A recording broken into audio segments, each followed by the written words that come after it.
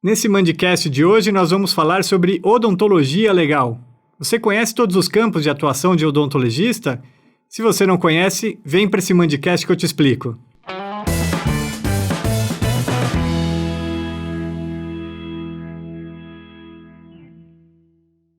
Olá pessoal, sejam muito bem-vindos a mais um episódio do Mandicast.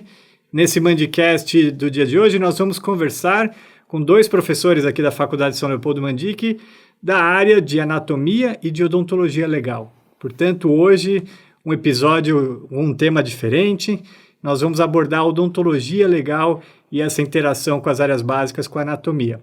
Muito obrigado, professores, por terem aceito o meu convite, o nosso convite aqui da Faculdade São Leopoldo Mandic.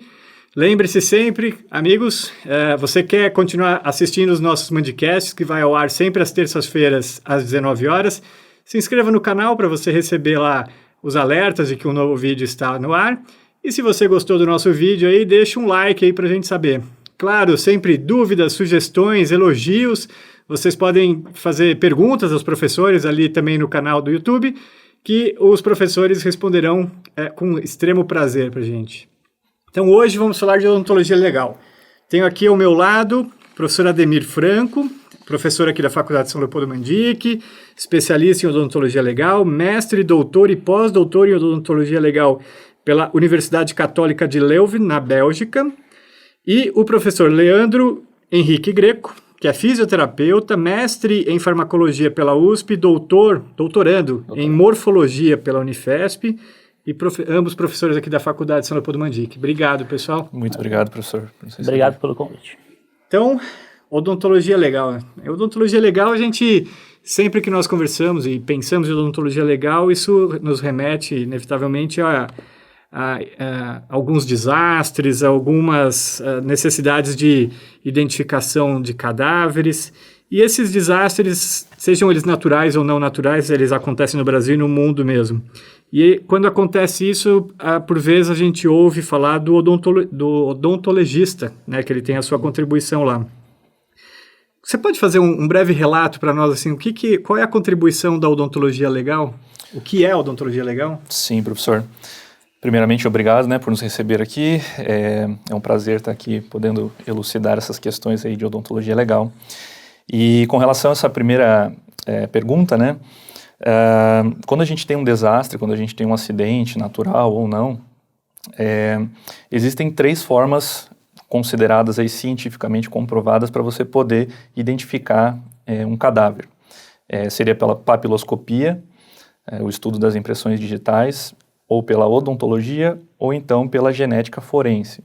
Então, a odontologia legal ela já se enquadra nesse contexto. E, querendo ou não, a identificação humana ela é o carro-chefe hoje da odonto legal. Quando a gente, como o professor mesmo falou, né, quando a gente pensa em odontologia legal, já pensa logo em identificação humana. Uhum. E aí, dentro da odonto legal, a gente trabalha geralmente com um processo comparativo. A gente compara dados ante-mortem com dados pós-mortem, né? E os dados ante-mortem, eles são aqueles que o dentista guarda no consultório. Então, quando a gente fala para os alunos de graduação, né, guarda aí essa radiografia, né, tem que arquivar corretamente, tem que preencher o prontuário de forma correta. Isso tem uma importância muito grande, porque ele vai levar isso para o consultório, e isso é previsto no nosso código de ética, né, o devido arquivamento, elaboração do prontuário. Então, esse prontuário vai auxiliar na identificação humana.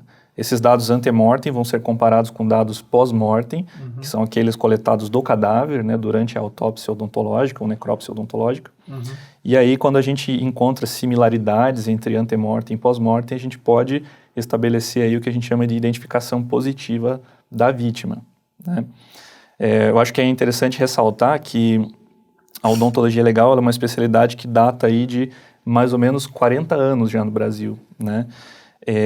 Mas, em contrapartida, nós temos hoje registrados no Conselho Federal de Odontologia 765 odontologistas, né? Um número consideravelmente pequeno comparado a outras especialidades, né? Sem dúvida. Uma outra especialidade que tem a mesma idade da odonto legal é a implantodontia. E na implantodontia nós temos 15.998 profissionais. Então, apesar da grande contribuição da odontologia legal para a identificação humana, né, e da sua importância, ela ainda é uma especialidade em crescimento no Brasil, né? Acho que isso é interessante. Só no Brasil ou é mundial essa? Mundialmente falando, assim, ela é uma área pouco explorada, eu diria, né? Tem muito aí o que a gente explorar dentro da odonto legal. Ela está em crescimento de forma bem abrangente. E quando a gente fala de odontologia legal, várias disciplinas andam em conjunto, e uma delas é a anatomia, né? Sim, a anatomia, acho que sem dúvida, para o odonto legal, ela é essencial, né? Quando a gente fala de anatomia humana, então, a primeira coisa que a gente tem que saber é ver, por exemplo, uma ossada, se aquela ossada é de um humano ou é de um animal, por exemplo, não é? Então, isso é quando chega lá uma denúncia de uma desova, né? De um esqueleto já ossificado, aí a gente precisa saber, aquele osso é de um humano ou é de um animal. Então, isso aí, a identificação já de olho você já tem que saber. Então, e algumas características da anatomia, né, são características próprias de um homem, de uma mulher. Você não pode, lógico, falar que mas você sugere que aquele esqueleto pode ser de um homem ou de uma mulher. Você, depois de um estudo, você consegue até falar aproximadamente a idade de uma pessoa. Pelos ossos. Pelos ossos, só pela ossada. Né? Então, isso eu estou falando de uma forma geral da anatomia, né? Mas voltando ainda para o odonto legal, a anatomia do dente é essencial, aí você vai ver uma marca de mordida numa pessoa, então você consegue identificar.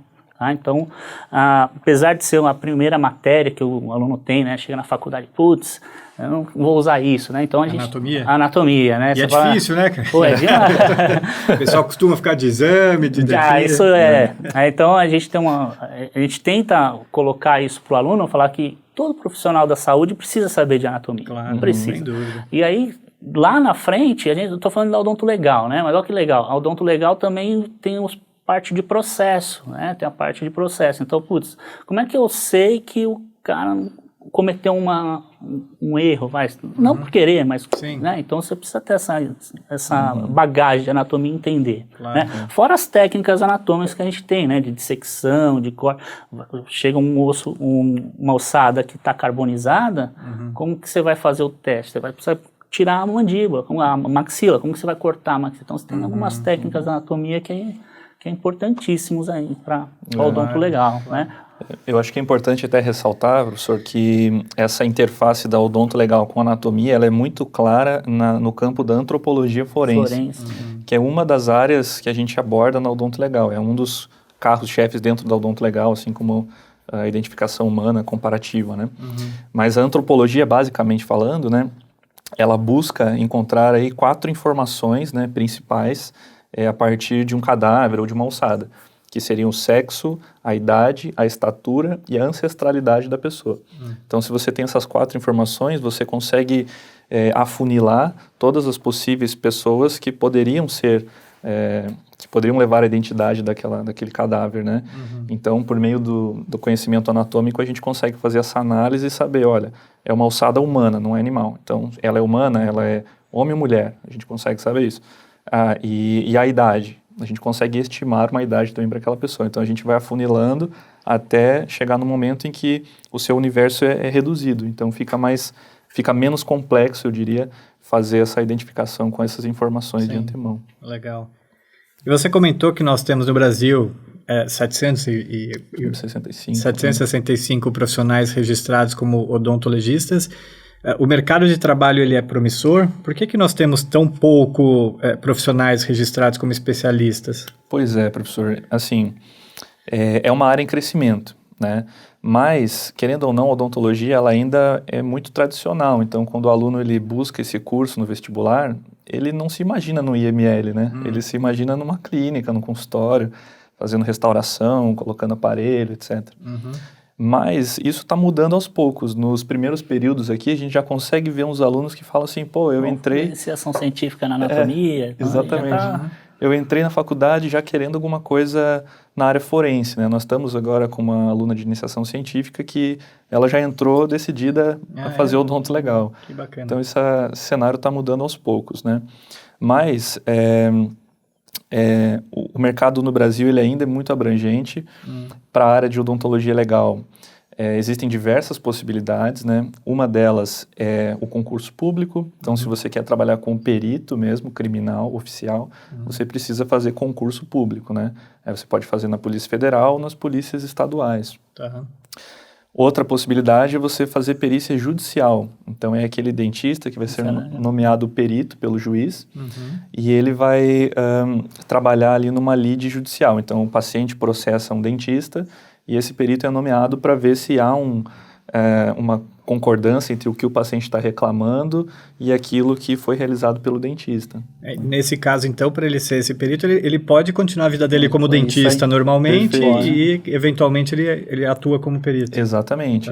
E os profissionais que fazem perícia judicial, geralmente eles têm uma bagagem clínica muito grande, porque eles precisam dizer se o tratamento ortodôntico acarretou algum problema para o paciente, né? Então, ele precisa ter um conhecimento de ortodontia nesse caso. Para essa questão, para esse tipo de atividade, não precisa ser concursado. Então, o profissional geralmente faz um curso de odontologia legal, tem um conhecimento de como escrever um laudo, e ele se cadastra nos tribunais, nas respectivas varas, né, que vão tratar dessas lides cíveis ou trabalhistas, né? Então, essa é uma possibilidade. Existe uma outra possibilidade também, que é a perícia administrativa.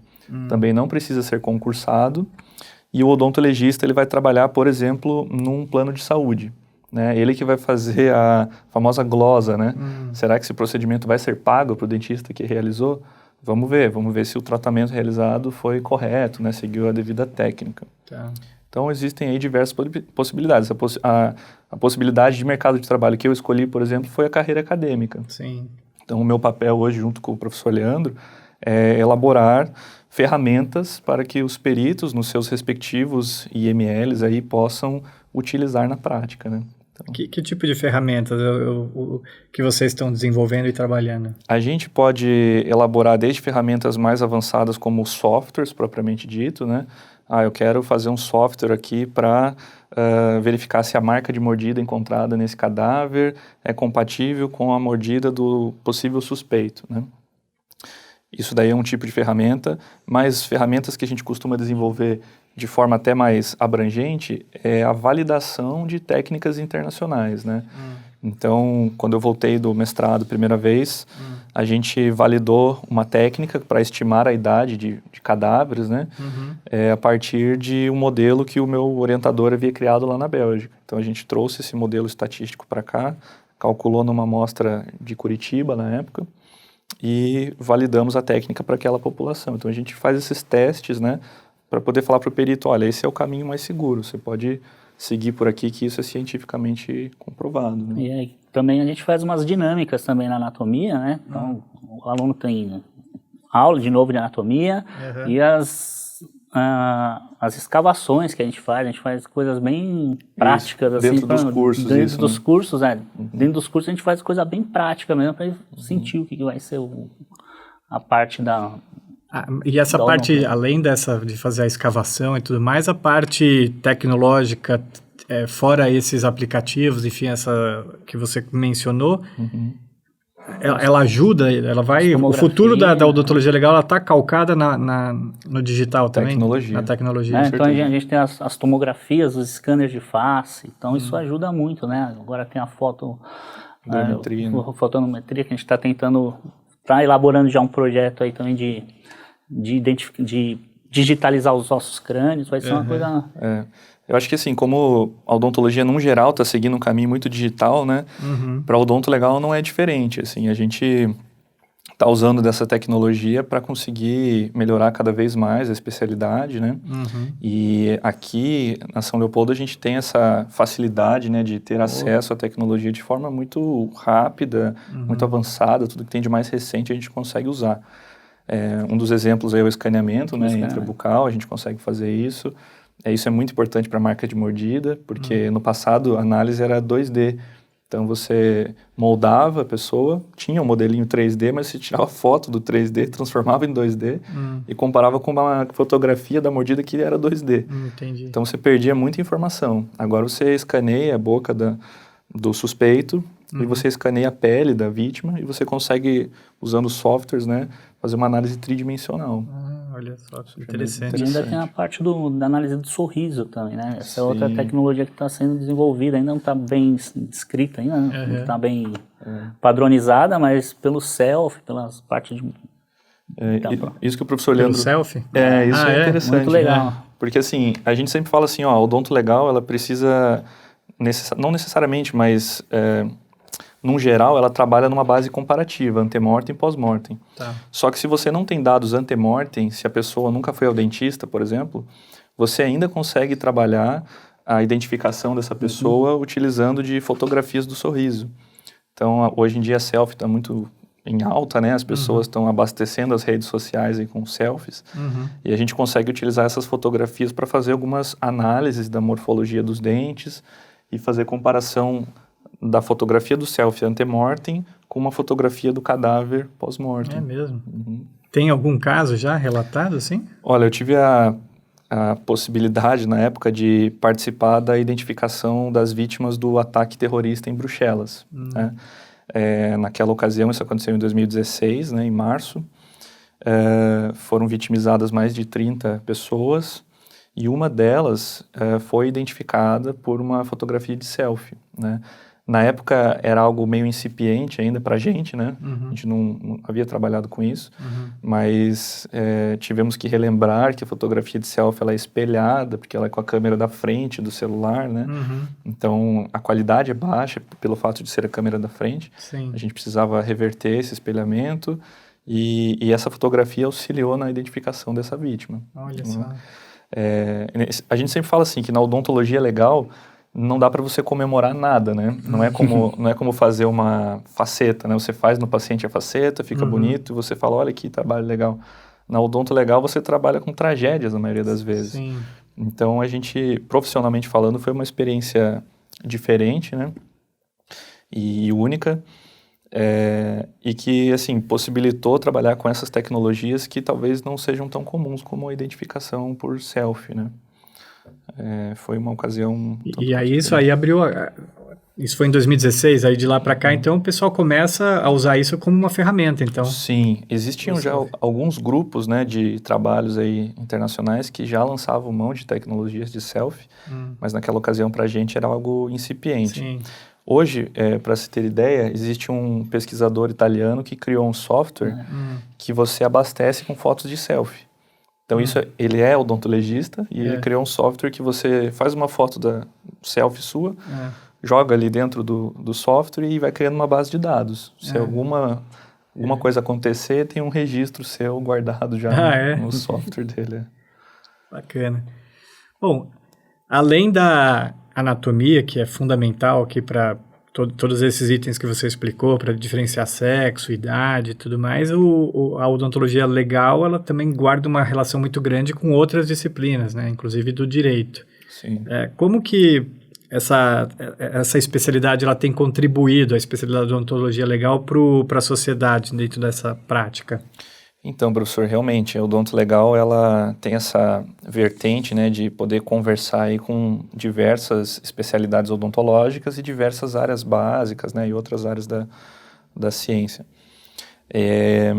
A conversa da odonto legal com o direito, ela é muito próxima, né, não existe odonto legal sem o direito. E a contribuição que ela traz, na verdade, é garantir o direito do vivo e do morto. Então, do morto, por exemplo, né, toda pessoa que morre deve ser identificada, deveria ser identificada. Isso traz uma resposta para a sociedade, né? E, em contrapartida, isso também garante o direito daqueles que eram parentes daquela pessoa, que eram próximos daquela pessoa. Então, diretamente, ela também traz o benefício aí para o vivo, né? As pessoas que se relacionavam com a pessoa falecida merecem uma elucidação, merecem que a verdade seja trazida à tona, né? Claro. A gente vê hoje na televisão famílias que buscam pessoas desaparecidas, né? E elas sofrem por um período prolongado, porque elas não têm uma resposta, elas querem saber o que aconteceu. E muitas vezes, até mesmo saber que a pessoa, infelizmente, faleceu, né? É uma resposta. Então, Claro, o caso sem dúvida. é elucidado. Eu acho que essa é a contribuição principal da odonto legal hoje para a sociedade, né?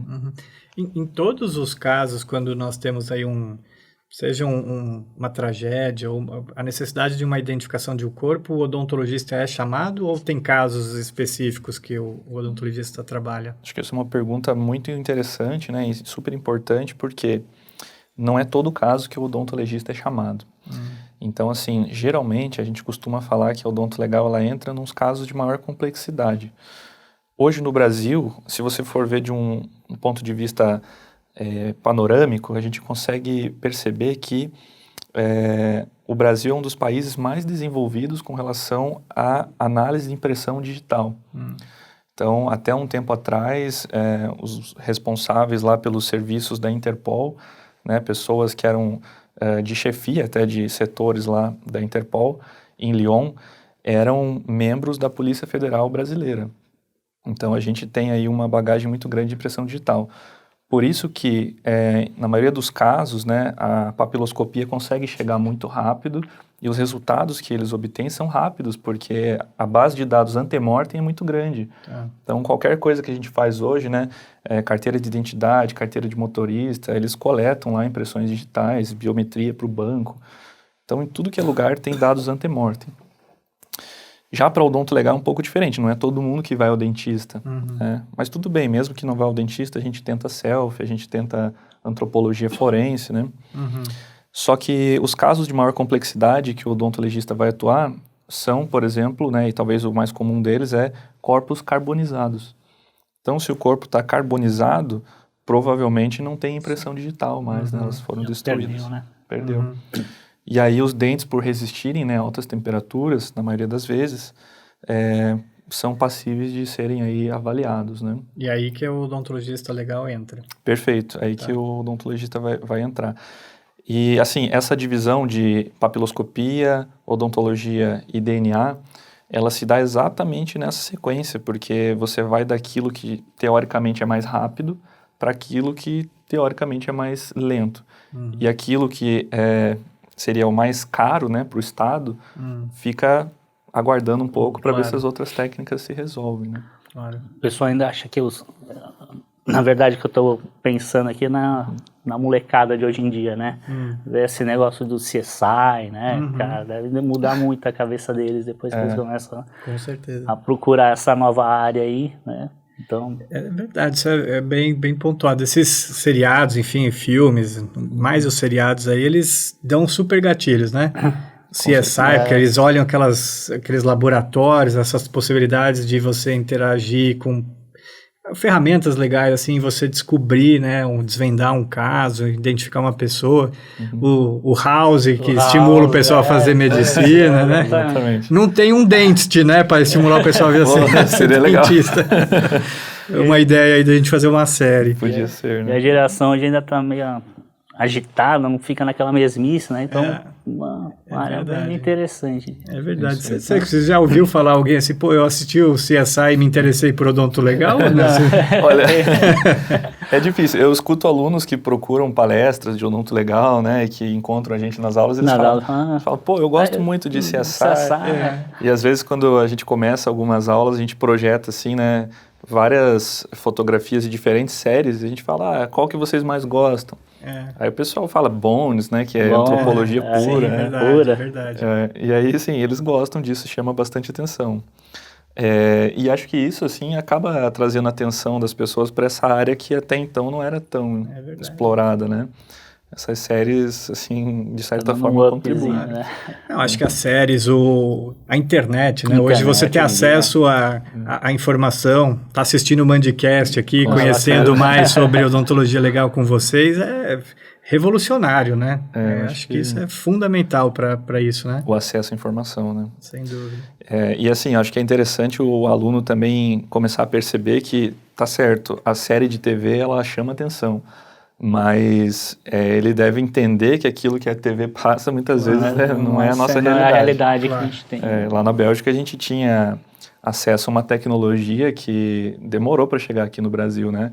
A gente falava de autópsia virtual lá, então tínhamos a possibilidade de fazer autópsia num cadáver por meio de imagens. Então, o cadáver passava na tomografia computadorizada, escaneamento de superfície, fotogrametria, ressonância magnética. E por questões muitas vezes religiosas ou culturais, as famílias não queriam que nada invasivo fosse feito no cadáver. Então, a gente pegava essa bagagem de imagens ali e trabalhava nas imagens, né? É lógico que a gente acaba perdendo informações que o exame físico mesmo do cadáver ali nos traz, né? Mas trabalhamos sim com autópsia virtual. E aí quando o aluno assiste essas séries de TV, às vezes ele pensa que o exame de DNA é você aperta um botãozinho, uma já hora sai tá tudo pronto, lá. né? Mas eles não sabem o quanto custa e o quanto demora, né?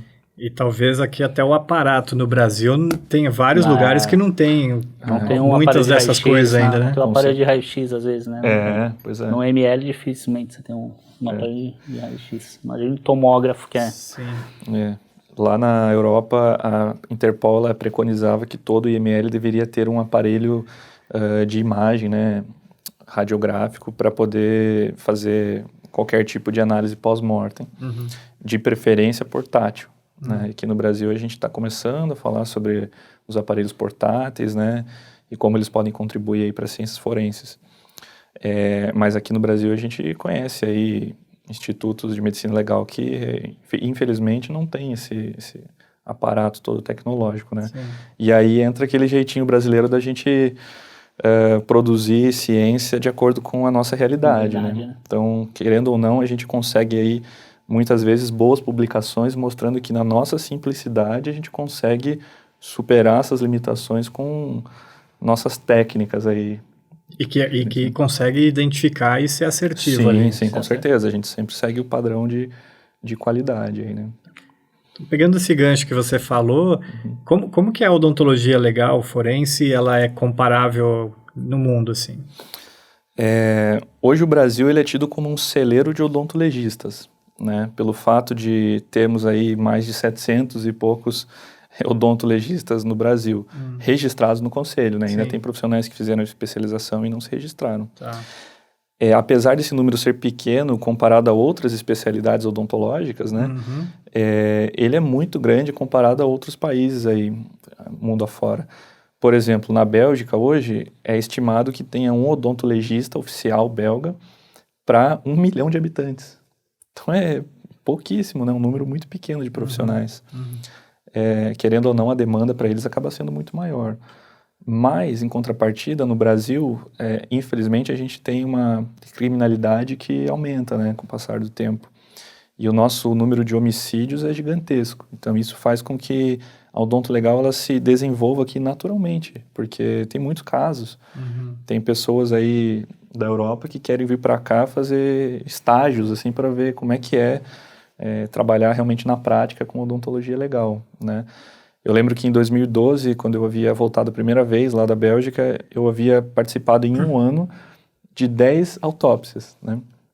Dessas 10 autópsias, 8 eram de suicídio. E aqui no Brasil, tive a oportunidade de ficar em alguns institutos aí de medicina legal, em que a gente via que em uma semana tinham 30 casos de homicídio, né? Então, isso mostra que... Uma loucura, né? Realidade. Infelizmente. Com certeza. Infelizmente. Dentro dos cursos, quando eles são aplicados, aqui na São Leopoldo, enfim, em outras instituições, quais são as técnicas que os alunos aprendem, que podem usar anatomia, fazer uma reconstrução? Como é que funciona isso? Isso, eles têm a aula de anatomia mesmo, de cabeça e pescoço, principalmente, né? Mas lógico que depois a gente tem a anatomia do corpo todo, para diferenciação de lado de osso, porque eles têm que montar a parte da alçada. Tem a parte da imaginologia e da radiologia, né? Que é importantíssimo aí. A parte de prática em conjunto, né, com alguns MLs, né, que a gente tem contato aí, eles conseguem até presenciar uma necrópsia, né, então é uma coisa bem interessante. E quando você pega, por exemplo, um esqueleto já e você tem lá o crânio, como que são feitas aquelas remontagens ali? Com base em que anatomia. Só na anatomia? Mas deve ter técnicas para você poder fazer. Sim. Tem muitas técnicas, né, que existem aí, diferentes autores preconizam diferentes abordagens, mas essa é uma técnica que ela seria como se fosse o último recurso que você utilizaria para poder reconhecer uma pessoa. Por que eu falei reconhecer, né? Porque a gente tem essa diferença entre identificação e reconhecimento. Então, a identificação ela só pode ocorrer por papiloscopia, dente e genética. Né? Ou papiloscopia. Oficialmente é só isso que é aceito. Isso, internacionalmente, né? Tá. Mas quando a gente lança a mão de outras técnicas, como a aproximação facial forense, a gente parte para o reconhecimento. E para você reconhecer uma pessoa, você precisa ter visto essa pessoa, porque é reconhecer, né? Então você vai ver e você vai lembrar, olha, realmente parece com o meu parente, né?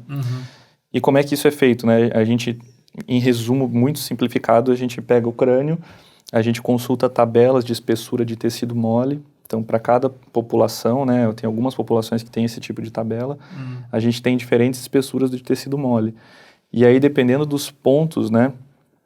Do crânio que a gente vai avaliar, a gente vai preenchendo esse tecido mole na sua espessura. E no final a gente tem aquela face aproximada da pessoa.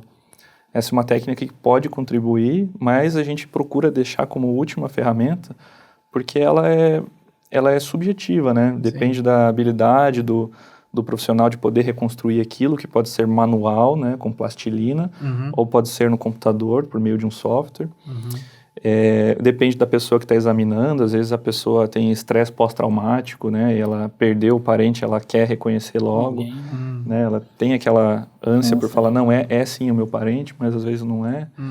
Então, apesar dessa técnica ser muito útil, né, a gente procura ter uma ressalva, né, mas ela chama muito atenção, porque os alunos querem fazer, né, botar a mão na mão. E a gente acaba vendo lá, você vê aquelas múmias que o pessoal reconstrói, de repente tem um rosto ali, né? Exatamente. Então é interessante saber como é que os odontologistas, os forenses, então, conseguiram, faz 2000 anos, sei lá, que aquela múmia tá lá, ou uma pessoa que estava ali que... como é que ele consegue reconstruir a face, né? Pois é. Realmente, a gente usa dessas técnicas assim, mas o digital é importante hoje para essas reconstruções? Com certeza total, porque no digital a gente acaba tendo mais controle da situação, né? Então no manual você depende muito da sua habilidade manual, obviamente, e se você erra, às vezes fica ruim para reconstruir aquele nariz que você havia criado. No computador não, você consegue ter o controle da situação, você dá uma caracterização melhor para a face, né? E também o que é interessante é que necessariamente para fazer essa técnica você precisa ter o conhecimento da anatomia de novo, né? Claro. Porque se você vai reconstruir o crânio, primeira coisa é saber se você está reconstruindo o crânio de um homem ou de uma mulher, né? Claro. Então você vai procurar as características ali antropológicas que vão te indicar que é um homem ou uma mulher. Se é uma criança ou não é. Se é um idoso, né? Pela sutura a gente consegue. E aí você vai dando... Tem vários pontos, legal. Isso, você vai dando a configuração. Você tocou várias vezes inclusive falou que uma das formas definitivas de identificação é a mordida, né? Isso. Você tem experiência, tem relatos assim de casos concretos que aconteceram a identificação por mordida? Sim, professor, eu acho que esse é um assunto muito importante para a gente trazer aqui na conversa, porque a marca de mordida, ela é uma das técnicas, também entra no rol lá de carros-chefes da Odonto Legal, né? Que a gente usa para poder investigar um crime. Mas, assim, é importante ressaltar que hoje existe um movimento, né, que serve para gerar um consenso de que a gente não pode identificar um suspeito de ter mordido alguém somente pela marca de mordida, a menos que exista um cenário muito fechado. Então, assim, só existe ele de suspeito, ele estava naquele local, naquele dia, não tem álibi nenhum, e provavelmente foi ele que mordeu, mas vamos fazer essa comparação. Aí, talvez, é um caso à parte. Mas a minha tese de doutorado foi sobre esse tema, né? Nós pegamos 85 pares de gêmeos monozigóticos, fizemos a impressão, digitalizamos os modelos, usamos um software para ver se duas pessoas podem ter a mesma dentição, morfologicamente falando, ou não. E chegamos à conclusão que, macroscopicamente falando, da forma com que a gente faz a análise da marca de mordida, duas pessoas poderiam ter as mesmas características morfológicas dos dentes. Por que tem essa limitação na marca de mordida, né? Porque na identificação humana a gente usa todos os dentes que estão disponíveis na boca do cadáver, né? Para poder pegar informações e identificar aquela pessoa. Na marca de mordida, geralmente os dentes envolvidos são os 6 dentes anteriores, superiores e inferiores. Então você já perdeu a informação aí. E mesmo assim, os dentes que entram em contato com a pele, eles não ficam encravados totalmente na pele. Geralmente é a borda incisal deles que fica marcada. Então você já perdeu mais informação, você só tem borda incisal daqueles dentes. Por isso que a gente tenta hoje não identificar as pessoas, mas sim talvez excluir pessoas, né? Ó, esse aqui não tem nada a ver. Não tem nada a ver. Isso, a gente vai excluindo. Mas eu tive a oportunidade de fazer algumas perícias de marca de mordida, né? Fiz em crianças, fiz em adultos. Hoje em dia, infelizmente, né, é comum casos de crianças que ficam na creche ou na escola durante um período e quando voltam para casa, voltam com várias marcas de mordida pelo corpo, né? Nós já vimos casos aí de crianças que voltaram com 25 marcas de mordida, que eram dos coleguinhas, né? E, querendo ou não, a gente precisa fazer até nesses casos aí perícias, né? Existem casos famosos como o do Ted Bundy, por exemplo, que foi um serial killer muito famoso, né, americano. Para quem é interessado e gosta né, disso daí, quiser ir na Netflix depois, dá para achar uma série dele, mas uma das evidências que levaram à condenação dele foi a marca de mordida que ele deixou em uma das vítimas dele, né? Ele tinha apinhamento severo dos dentes, tinha dentes fraturados, e isso gera o que a gente fala de unicidade. Então, a dentição dele muito dificilmente seria encontrada em outra pessoa. Né? Então, essas características dentais contribuíram aí para a condenação desse profissional, né? Entendi. Ele virou um caso emblemático aí. Esse é um dos casos, mas ainda é usado, mesmo com essas ressalvas que você falou? Sim, ainda é utilizada a marca de mordida, né? Exceto... Para crimes a gente está falando, Para crimes. Então são duas coisas distintas, uma coisa é o crime, a outra coisa é para identificação da... Isso, a gente não vai identificar com marca de mordida, mas quando tem algum crime a gente tenta fazer essa análise para tentar contribuir de alguma forma. E com relação à marca de mordida, né, é importante ressaltar que no estado do Texas, hoje nos Estados Unidos, ela foi banida das cortes, né, por essas limitações. Então, o professor havia perguntado, né, se ainda é utilizado, mas com essa ressalva. No Texas, por enquanto, ela não é mais aceita.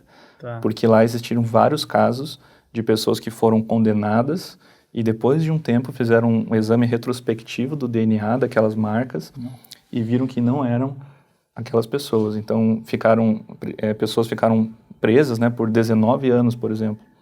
E só depois descobriram que, olha, não era. Mas aí, nesse caso, nem por exclusão eles usam? Provavelmente naquela época, o que foi feito foi que eles fizeram a comparação e bateram o martelo. Então, eles falaram, olha, tem a ver, sim, essa marca de mordida com esses dentes, e foi essa pessoa. E algumas frases ficaram muito marcadas na história da Odonto Legal, porque alguns peritos falaram que tinham 100% de certeza que era aquela pessoa que havia mordido a vítima. E depois, quando fizeram o exame de DNA, não era a pessoa. Então, isso aí gerou uma controvérsia muito grande, né? Aqui no Brasil teve o maníaco do parque também, que o odontologista também ajudou, né? Teve a contribuição, né? Assim, não foi uma evidência para solucionar o caso, mas foi uma das evidências que foram avaliadas nessas circunstâncias aí.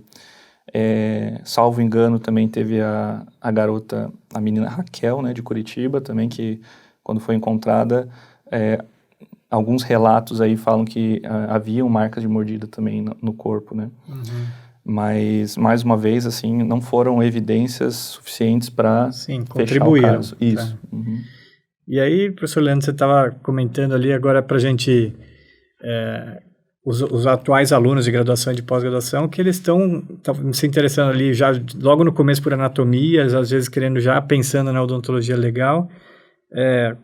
Tem alguma abordagem diferente que vocês estão dando ali dentro do curso da anatomia, onde o aluno vê de fato a importância da anatomia e despertar esse interesse para uma outra área? Sim, a gente sempre tenta relacionar a anatomia com a anatomia clínica, né, que é uma coisa... Eu estou falando de um modo geral, não só da odonto, mas da medicina também. Mas para eles entenderem que a base, né, a base de tudo, do que ele vai tratar, ele precisa conhecer o normal, né? Antes de ele querer ir lá diagnosticar ou até mesmo fechar um caso. Ele tem que saber o normal. Então, o conhecimento da anatomia ali, a gente traz para a clínica, isso aqui é importante por causa disso. E agora a gente está começando a fazer essa parte de estudos aqui, né, na faculdade. Então, vamos pegar aqui, vamos fechar várias iniciações científicas para quê? Isso aqui vai ser importante para antropologia, isso aqui vai ser importante até para uma cirurgia, até, né, para um caso clínico que você vai ter. Então a gente está tentando agregar isso daí, a anatomia, para ele falar assim, não é um decoreba, né? Porque o cara chega lá e fala assim, puta, anatomia é um monte de nome que eu tenho que decorar, Mas não é isso. Isso aí lá no futuro, é lógico que você não vai precisar saber todas as estruturas do corpo, né? Mas o básico você precisa saber, né? Então a gente está tentando sempre trazer o aluno para a clínica, né? Falar, ó, isso aqui vai ser importante para isso, para isso, para isso, né? Então as parcerias que a gente faz até com a radiologia, com o Odonto Legal, parte da medicina, a gente está com alguns projetos aí de ver com a medicina legal também, para dar uma juntada e desenvolver pesquisa mesmo desde o primeiro ano da faculdade, né? Para estar na área acadêmica. Sim, claro. É lógico que chega lá na hora, às vezes não vai querer partir para a área acadêmica, mas teve o contato com a iniciação, teve o contato com a... E hoje, pensando na odontologia, além da odontologia legal, o profissional que se furta do conhecimento da anatomia, por exemplo, agora mais em voga a harmonização orofacial. Isso. Se ele não sabe as estruturas anatômicas, ele... Né? Então, isso é importante o que o senhor falou, porque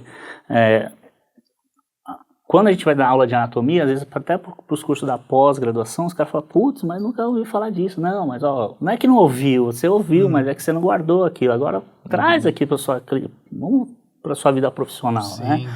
E eles focam bastante e na parte da Odonto Legal, né? A gente fez essa dinâmica, eu acho que foi sensacional, que a gente fez a gente enterrou os ossos de boi, né?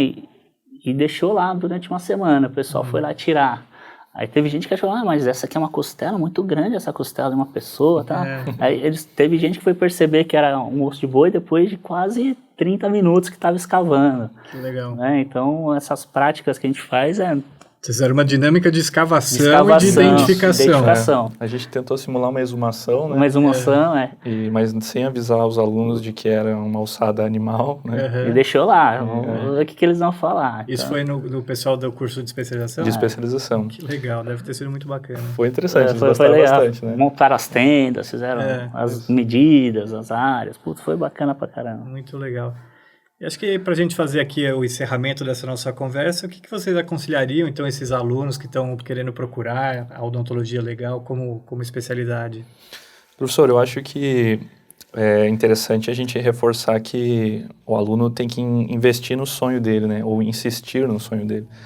Porque quando eu optei pela Odonto Legal, ainda na graduação, eu estava no segundo período, gostava muito de anatomia, fui monitor de anatomia na época, e quando eu entrei na clínica, eu comecei a perceber que eu não gostava muito da clínica, né? Eu queria alguma coisa diferente, e optei pelo Odonto Legal. E muita gente na época falava assim, olha, mas tem certeza, né? Um caminho meio diferente, segue o tradicional, né? Faz o tradicional. E eu acabei insistindo e segui essa área, e hoje sou realizado com o Odonto Legal.